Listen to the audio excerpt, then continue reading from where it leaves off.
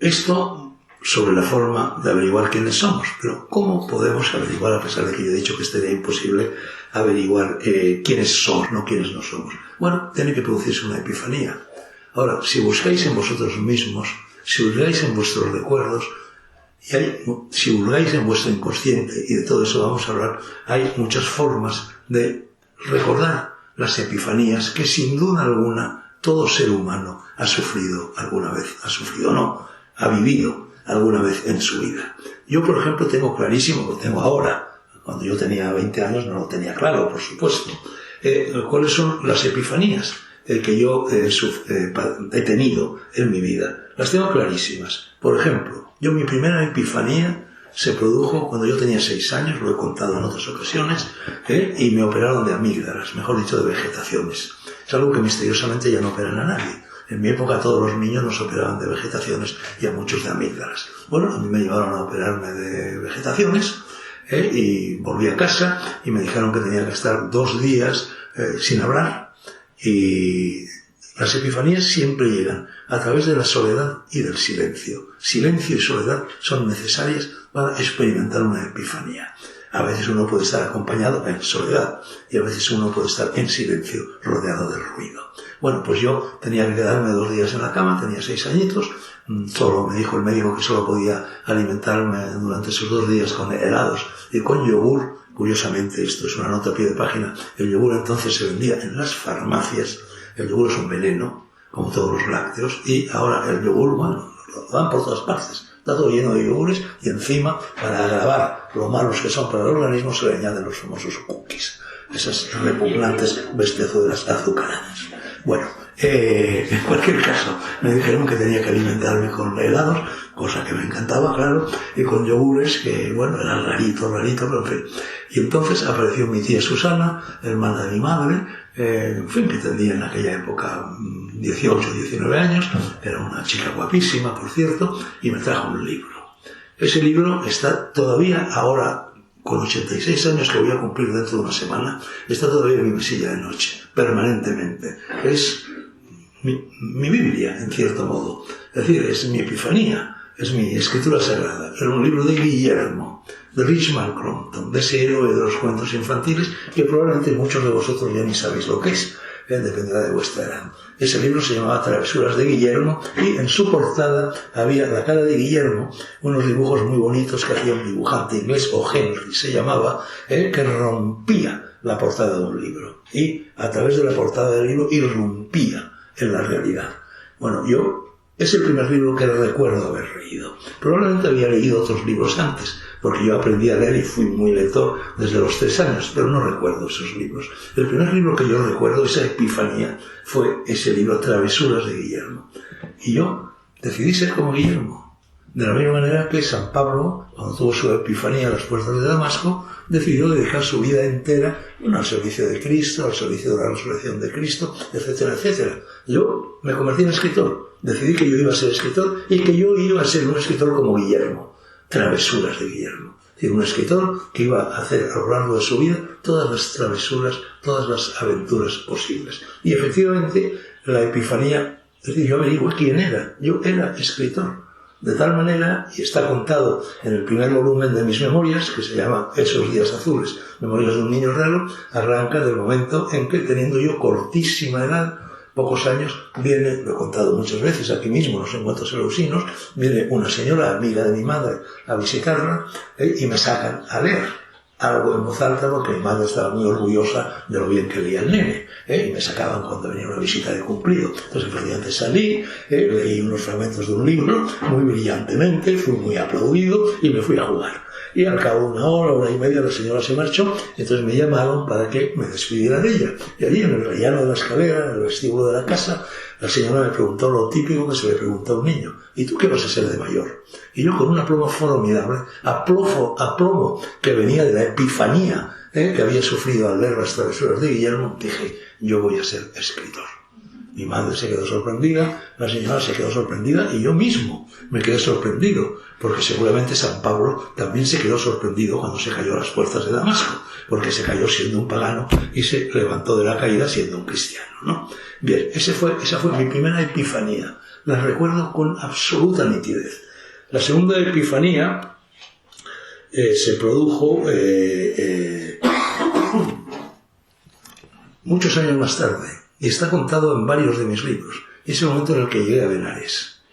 Yo cuando llegué a Benares, bueno, yo ya teniendo ya 30 años, estando en el exilio, viviendo en Roma, se me ofreció la posibilidad de trabajar en la Universidad de Estudios Extranjeros de Tokio y naturalmente, travieso como lo era, acepté el desafío y me fui allí. Y la Universidad de Lenguas Extranjeras de Tokio me envió un billete de avión. Un billete de avión que me permitía zascandilear por aquí y por allá, zigzaguear. Después de las experiencias que hemos tenido Emma y yo hace 10 días en el aeropuerto de Barajas y en el al venir, bueno, esto parece una novela de ciencia ficción. En aquella época, cuando uno compraba un billete de avión, los billetes de avión duraban un año, se podían renovar siempre, eternamente, y además los podías utilizar para ir a distintos lugares de destino. De tal manera que con el billete que a mí me dio la Universidad de Tokio, que era un billete Roma-Tokio, yo podía hacer Roma, El Cairo, Jerusalén, Ankara, Kabul, Karachi, Bombay, Delhi, Agra, Benares, Katmandú, Calcuta, Rangún, Singapur, Manila, Saigón, Hong Kong, Taipei y Tokio. Bueno, un sueño. El mundo era así, no había llegado a Internet. Eso ahora es absolutamente imposible. Cualquier persona que haya sacado un billete de avión lo sabe.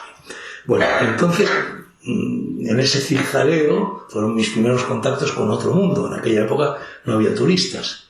Los turistas son Atila. Lo peor que hay en el mundo son los turistas. Donde llega un turista no vuelve a crecer la hierba. Por ejemplo, ya no se puede comer en ninguna parte, ni siquiera en París. En París la comida que te dan ahora, hombre, por supuesto que si buscas un restaurante del copón donde te sangren, pues se comerá bien. Pero en París se come exactamente lo mismo que en España o que en cualquier otro lugar de la tierra. Pizzas, tacos, burritos, fajitas, kebabs, todas esas porquerías. Y todo eso lo han impuesto los turistas, porque los turistas, insisto, donde llegan los turistas no vuelve a crecer la hierba. Todo se acaba. Y por supuesto la economía se va al garete, que es lo que está sucediendo. Pero bueno, el caso es que en ese zigzagueo, gracias a que el billete de avión, llegué una mañana a Benares. Y teníamos un solo día para estar en Benares, porque yo tenía que incorporarlo a mis clases en la Universidad de Tokio en una determinada fecha, y en fin, tenía prisa, por así decir. Entonces el primer día llegamos a Benares a eso de las 11 de la mañana, una cosa así, y bueno, alquilamos el clásico rickshaw, nos llevó por aquí y por allá, pero en Benares no hay gran cosa que ver. En Benares lo que hay que ver es el río, es el Ganges, el padre Ganges, las escalinatas. Y el chico que llevaba el rickshaw me dijo, bueno, pero es que no, tú tienes que ir, me dijo. Yo estaba acompañado por la mano de la llanta, que estáis de mi hija llanta, que estáis sentada por Caterina. Me dijo, donde tenéis que ir es a las 5 de la mañana a ver salir el sol en el Ganges, en las escalinatas, en las Ghat.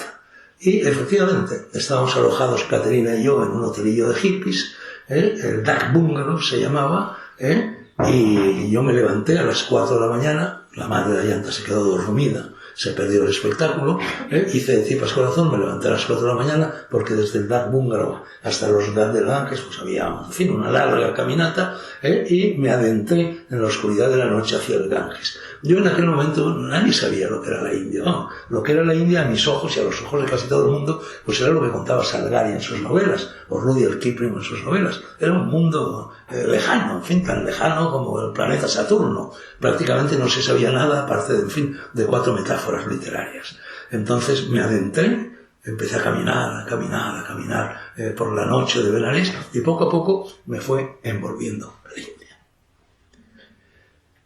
Es un pueblo en marcha, es un pueblo de peregrinos. Y entonces poco a poco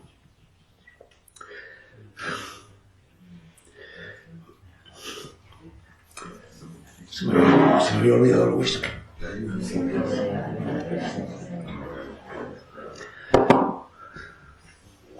perdonad, me emociono al evocarlo porque fue una epifanía. Y las epifanías emocionan. Entonces me empezó a envolver la India en marcha. Iba arropado por una muchedumbre en la que se mezclaban los pobres de solemnidad con los marajás, en la que se mezclaban los leprosos con los chicarrones del norte, en la que se mezclaban las prostitutas con las princesas con una perla entre las cejas. Y arropado por esta muchedumbre, llegué a una de las escalinatas del Ganges, me senté allí y esperé a que amaneciera. Y amaneció. Y entonces, bueno, esto, si lo he contado prácticamente en todos mis libros, es porque no se puede contar. Porque lo inefable no se puede contar. Porque la epifanía de Pablo a las puertas de Damasco, lo único que se nos dice es que se cayó del caballo. Y cuando se cayó era pagano y cuando se levantó era cristiano. Y ya está. ¿No? San Pablo no nos puede contar lo que le pasó allí. De hecho, no lo ha contado. En ninguna de sus epístolas está contado eso. Bueno, yo tampoco puedo contar porque es inefable. Y lo inefable no se cuenta. Lo inefable no es una teoría.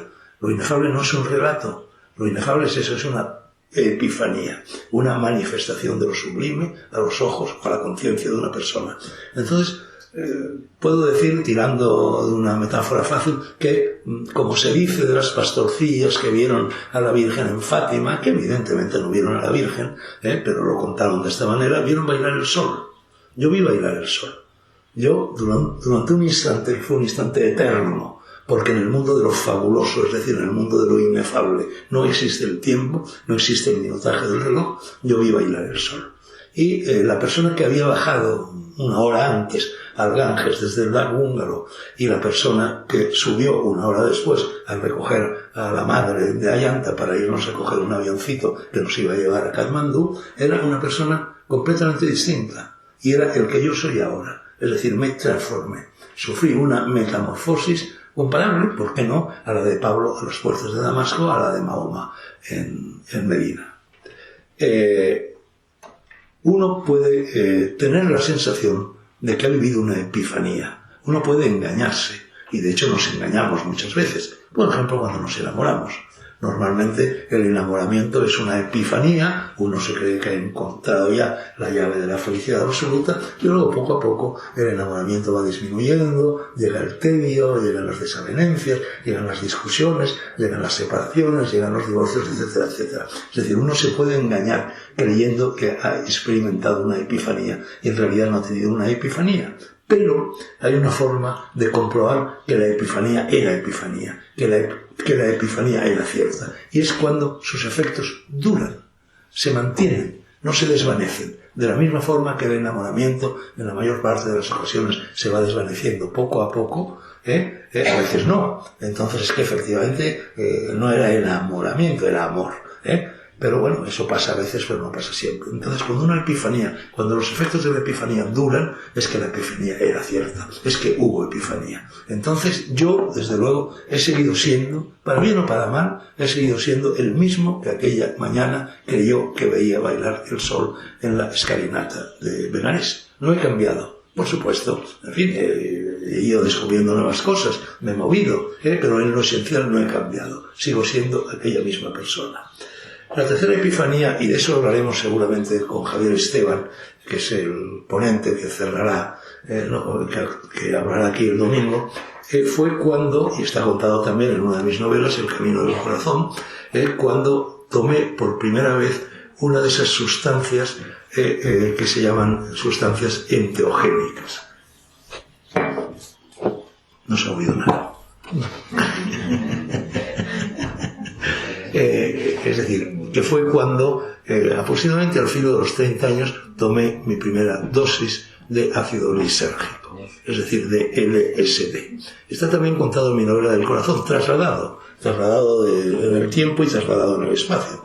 Esa novela, que es mi novela de culto, que es la novela con la que me quedé finalista del Premio Planeta, y es mucho mejor novela que aquella con la que gané 2 años después el Premio Planeta, pues por ejemplo, Emma, sin ir más lejos, se la ha leído 27 veces. Bueno, esto es un poco absurdo, pero es que es una Biblia. La Biblia se lee 27 veces. Las oraciones se repiten una y otra vez. El Padre Nuestro es siempre el mismo. Entonces, ahí cuento cómo en esa primera ingesta de LSD me sucedieron cosas portentosas que no he olvidado. Y entre otras, fundamental, y eso es una epifanía, perdí el miedo a la muerte. Y perdí el miedo a la muerte porque me morí. Todas las experiencias enteogénicas son experiencias de muerte y de resurrección, que son idénticas a las de las iniciaciones que se dispensaban a los usuarios en el santuario iniciático de Delfos, en el egipcio de Sais o, por supuesto, en Eleusis. Es decir, el hombre muere, el hombre habitual, el hombre anterior, el mamífero depredador muere y se convierte, renace, resucita, convertido en un hombre nuevo. Es la misma simbología que está en el cristianismo, es la simbología de la crucifixión, pero no solo del cristianismo, está prácticamente en todas las religiones iniciáticas de la historia de la humanidad. Está en Mitra, está en Buda, está en Lao Tse, está en Zaratustra, está en Osiris, está en todos los relatos mitológicos, idéntico. El hombre tiene que morir para resucitar, convertido en un hombre nuevo. Bueno, yo me morí en aquella experiencia. Me sucedieron, por supuesto, otras muchísimas cosas, porque en ese tipo de experiencias, la palabra enteogenia, que es la única palabra correcta para designar ese tipo de sustancias, estoy hablando de sustancias chamánicas, estoy hablando de LSD, de peyote, de San Pedro, de psilocibina, de mescalina, de éxtasis, de todas estas sustancias. Enteogenia significa in, dentro, interioridad, teo, Dios, el espíritu, genia, nacimiento. Son sustancias que inducen el nacimiento del espíritu en el interior del ser humano, con esa capacidad epifánica de transformar al mamífero depredador, en una buena persona, que es, en definitiva, de lo que se trata. Quien no sea una buena persona ha vivido en vano. Hay gente a las cuales les resulta extremadamente fácil ser buenas personas. Nacen así. Hay personas, en cambio, que son malísimas y de repente pasan a ser buenas. Hay personas que sin llegar a nacer buenísimas ni malísimas, nacen así un ten con ten, pero poco a poco se van dando cuenta que van adquiriendo la bondad. El último fin de la existencia es la bondad. Si no, ¿quién no? Consiga ser una buena persona, ha vivido en vano. Es inútil, todo lo demás es inútil. Puede ser más listo que nadie, puede pintar las meninas, puede pintar la Capilla Sixtina, puede escribir el Quijote, pero si no ha llegado a ser una buena persona, todo eso es aire en el aire. Todo eso son cotufas en el golfo. Bueno, entonces, a través de esa experiencia de la enteogenia, que son experiencias sacramentales, que no son drogas para irse a bailar a una discoteca, que no son drogas del recreo, que son por lo pronto drogas que tienen que tomarse inicialmente bajo la vigilancia de un sacerdote, de un sabio, de un filósofo, de un chamán, de alguien que te guíe, como Virgilio guiaba a Dante en la Divina Comedia por los infiernos, los purgatorios y los paraísos, que es por lo que vas a pasar en las primeras experiencias de drogas enteogénicas. Vas a pasar por un infierno, vas a pasar por un purgatorio y seguramente vas a llegar a un paraíso. A lo mejor eso tarda, a lo mejor no es tan esquemático como yo lo estoy contando, pero más o menos es así. Yo, en aquella primera experiencia que se produjo en Roma, que está, insisto, contada en mi libro El Camino del Corazón, pasé por la muerte. Cuando digo que pasé por la muerte, quiero decir que literalmente morí. Hice algo que es un experimento clásico, uno le entra la tentación en ese tipo de experiencias de hacer eso, que es mirarse al espejo. Cuando te miras al espejo y estás en ese estado enteogénico, no te reconoces. Estás completamente cambiado. Tu cara se deforma, tus ojos se te caen, tu nariz se convierte en un Picasso, es decir, cambia todo. Eso inicialmente ya te causa un poderoso impacto. Te das cuenta más o menos del juego del Bichala. Te das cuenta de que no eres hombre ni mujer, que no eres rubio ni moreno, que no eres guapo ni feo, que no eres joven ni viejo, que eres otra cosa que está en continuo movimiento, ¿no? Y yo efectivamente incurrí en esa tentación característica de ese tipo de experiencias, que fue la de mirarme al espejo. Y efectivamente lo que vi fue portentoso, porque me metamorfosé por completo y en un determinado momento morí. Y cuando digo que morí es que vi los gusanos que devoraban mi cara. Me me vi en el mismo proceso al que se ve sometido un cadáver cuando lo meten en un féretro. ¿Esto puede parecer espantoso? No fue espantoso. Al contrario, fue luminoso. Me quitó el miedo a la muerte porque no estaba muerto. Morí, pero no estaba muerto. Y resucité, fue la epifanía, convertido en una persona también nueva, también distinta a la que era en aquel momento, y eso ha permanecido. Estas son cosas muy parecidas a las que nos podría decir si estuviera aquí. Por desgracia, hace algo menos de un año murió Antonio Escotado, que ha venido en repetidas ocasiones a los encuentros eleusinos.